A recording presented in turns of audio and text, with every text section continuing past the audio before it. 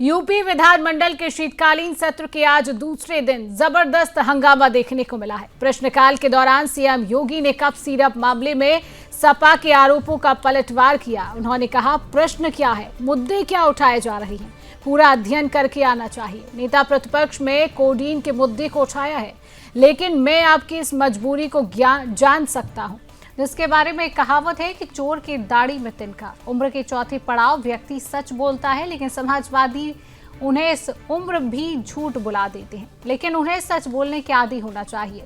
Codeine के सबसे पहला होलसेलर 2016 में पकड़ा गया था। उसको लाइसेंस समाजवादी पार्टी ने जारी किया था, जो फोटो सामने आई है। देश के अंदर दो नमूने हैं, एक दिल्ली में और एक लखनऊ में बैठते हैं। जब देश में कोई चर्चा होती है तो तुरंत वो देश छोड़कर चले हैं। मुझे लगता है कि यही आपके बउआ के साथ भी होता है। वह देश से फिर इंग्लैंड जाएंगे, सैर सपाटे पर चले जाएंगे और आप लोग यहाँ चिल्लाते हैं। सीएम योगी के इस पलटवार से पहले विधानसभा की कार्यवाही शुरू होते ही सपा विधायकों ने कोडीन सिरप कांड पर चर्चा की मांग को लेकर जमकर हंगामा किया है। मंजूरी नहीं मिली तो विधायक भड़क गए और वेल में आकर नारेबाजी करने लगे। वित्त मंत्री सुरेश खन्ना ने कहा कि कोडीन सिरप से यूपी में एक भी मौत नहीं हुई है।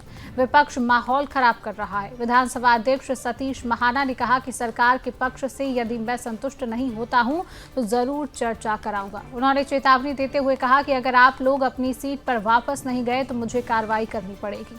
उन्होंने सपा के विधायकों से वेल से अपनी सीट पर जाने का आग्रह किया। इसके बाद विधायक अपनी अपनी सीट पर लौट गए।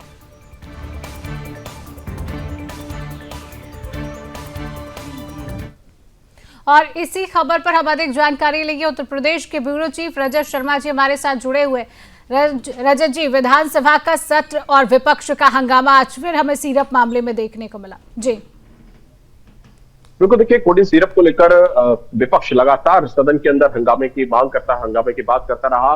फिर सदन की शुरुआत जब समय हुई तब से लगातार विपक्ष ये मांग कर रहा था कि अनुपूरक बजट के ऊपर या अनुपूरक बजट बाद में पेश किया जाए, पहले कोडीन के ऊपर चर्चा हो। और इसी को लेकर विपक्ष में हंगामा समाजवादी पार्टी के जो विधायक है उनकी तरफ से किया गया। लेकिन उस पूरे हंगामे के बीच में ही खुद मुख्यमंत्री योगी आदित्यनाथ खड़े हुए और उन्होंने एक तीखा हमला किया विपक्ष के ऊपर। और जिस तरीके से जो बातें मुख्यमंत्री योगी आदित्यनाथ ने कही, उससे कहीं ना कहीं विपक्ष पूरी तरीके से बैक फुट पर गया। क्योंकि कोडीन में अब तक क्या क्या हुआ है, कोडीन कप सिरप मामले में अब तक सरकार की जांच कहां तक पहुंची है, सरकार ने क्या क्या कार्रवाई की है, और खासतौर पर समाजवादी पार्टी के लोगों के संबंध किस तरीके से उस पूरे नेटवर्क के लोगों के साथ निकल के सामने आए हैं। इस पूरे मामले में विस्तार से मुख्यमंत्री योगी आदित्यनाथ ने समाजवादी पार्टी को घेरा भी और समाजवादी पार्टी को बैकफुट पर जाने के लिए मजबूर भी किया। मुख्यमंत्री ने यह भी साफ किया, क्योंकि ये बात लगातार की जा रही थी कि कोडीन कप सिरप से जो लोग जुड़े हुए हैं, खासतौर पर जो सिंडिकेट चला रहे हैं, उनके ऊपर बुलडोजर की कार्रवाई कब होगी, ये मांग लगातार विपक्ष करता चला आ रहा है। तो उसको लेकर भी आज सीएम योगी आदित्यनाथ ने स्पष्ट किया कि जिस समय कोडीन कप सिरप मामले से जुड़े हुए लोगों के ऊपर कार्रवाई होगी, उस समय विपक्ष के लोग चिल्ला कि अधिकतर लोग जो कोडीन कप सिरप से जुड़े हुए हैं, उन सबके संबंध, उन सबकी तस्वीरें समाजवादी पार्टी के नेताओं के साथ, समाजवादी पार्टी के मुखिया के साथ पहले ही सामने आ चुकी है। और ये जो पूरा सिंडिकेट है वो किस तरीके से काम कर रहा है और कहां कहां इस सिंडिकेट के तार जुड़े हुए हैं, ये सारी बातें जांच में धीरे धीरे सामने आई है। जो प्राइमरी फेसी रिपोर्ट अभी तक सामने आई है उसमें स्पष्ट हुआ है कि तकरीबन 79 के आसपास एफआईआर इस पूरे मामले में दर्ज की गई है। 225 से ज्यादा लोग ऐसे हैं जो इस पूरे मामले में नामजद किए गए हैं। 76 से ज्यादा लोगों की गिरफ्तारी हो चुकी है।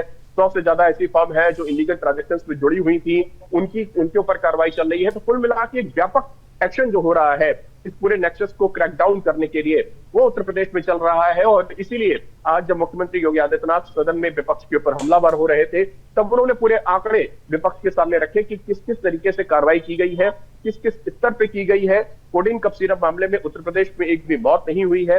जो मौतें हुई हैं वो भी तमिलनाडु में जो कप सिरप बना था उस कप सिरप के इस्तेमाल के बाद मध्य प्रदेश और पंजाब जैसे राज्यों में उसमें मौतें हुई हैं। लेकिन उत्तर प्रदेश में ये पूरा जो मामला है वो कुल मिला के इलीगल ट्रेडिंग का है। और इसीलिए जो अब तार जोड़ते हुए इस पूरे मामले में सामने आ रहे हैं वो विपक्ष के नेताओं के आ रहे हैं, विपक्ष के मुखिया के आ रहे हैं। इसीलिए जब बुलडोजर की कार्रवाई की जाएगी यूपी सरकार की तरफ से, तो निश्चित तौर पर आपके पेट में दर्द होगा और उस समय आप चिल्लाना मत। ये तमाम सारी बातें बोलते हुए आज सीएम योगी आदित्यनाथ ने पूरे विपक्ष को घेरा है।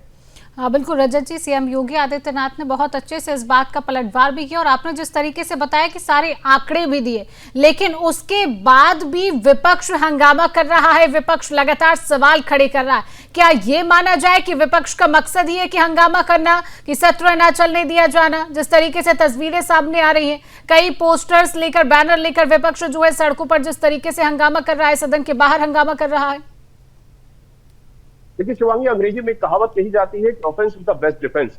कुछ उसी तरीके के हालात इस समय उत्तर प्रदेश में दिखाई दे रहे हैं। जो तस्वीरें निकल निकल के सामने आ रही हैं, जिस तरीके से चाहे समाजवादी पार्टी के जो फ्रंट संगठन है, लोहिया वाहिनी और उन सबसे जुड़े हुए लोग, उनसे जुड़ी हुई तस्वीरें जिस तरीके से सामने आई हैं, खुद अखिलेश यादव से जुड़ी हुई तस्वीरें जो सामने आई हैं, उन सबकी तस्वीरों के सामने आने के बाद ये तो साफ हो गया था कि जो संरक्षण है, जो पॉलिटिकल शेल्टर मिल रहा है, वो कहां से मिल रहा है और किसके दम पर ये सारी चीजें की जा रही थी। आज सदन में जिस समय मुख्यमंत्री ने इन सारी चीजों के कोडिंग तफसीर से मामले से जुड़ी हुई जो तथ्य है वो सामने रखे, उसमें एक बात और साफ तौर पर कही कि जो सबसे बड़ा स्टॉकिस्ट का लाइसेंस था वो समाजवादी पार्टी की सरकार में दिया गया। उससे साफ होता है कि इन लोगों को जो राजनीतिक संरक्षण था वो किस स्तर से दिया जाता था और कितने बड़े स्तर पर इन लोगों को पॉलिटिकल संरक्षण मिलता रहा।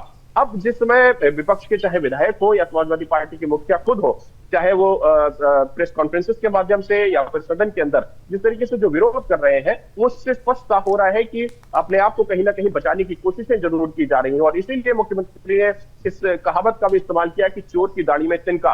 और जो ये जो हंगामा मचाने की कोशिश की जा रही है, हंगामा करने की जो कोशिश की जा रही है, उससे साफ हो रहा है कि विपक्ष के लोग अब इस पूरे मामले को डाइवर्ट करना चाहते हैं। और इसीलिए स्पष्ट करते हुए मुख्यमंत्री ने यह भी कहा कि बुलडोजर तो होगा, बुलडोजर तो चलेगा, और बुलडोजर किनके ऊपर चलेगा ये उनको समझ में भी आ रहा है। और इस समय इसीलिए जब बुलडोजर चले तो रोना चिल्लाना विपक्ष के लोग ना करें। और जिस तरीके की कार्रवाई की जा रही है, क्योंकि ये पूरा का पूरा मामला इलीगल ट्रेडिंग का है और इलीगल ट्रेडिंग में जितने भी लोग जुड़े हुए हैं, जितने भी फंड्स जुड़ी हुई है, वो सारी की सारी कहीं ना कहीं समाजवादी पार्टी के नेताओं के संरक्षण में चलती रही है या फिर उनके रिश्तेदारों के नाम से रजिस्टर्ड है। तो ये इस पूरे मामले में ये चीज तो बिल्कुल एकदम क्रिस्टल क्लियर हो चुकी है कि कौन कौन लोग इस पूरे इलीगल ट्रेडिंग में इन्वॉल्व है। जो आरोप बार बार भारतीय जनता पार्टी के ऊपर लगता रहा था कि एक जाति विशेष की राजनीति भारतीय जनता पार्टी करती है और एक जाति विशेष के लोगों को बचाने की कोशिश भारतीय जनता पार्टी कर रही है या योगी सरकार कर रही है, उसको लेकर भी आज तस्वीर एकदम साफ हो गई। क्योंकि जो आरोपी 225 लोग जिनको इस पूरे मामले में नामजद किया गया है, उन सब में उस पूरी लिस्ट में लगभग सभी जाति के लोग हैं, सभी धर्म के लोग हैं। तो इसका मतलब ये तो साफ है कि किसी स्वजाति को बचाने की जो आरोप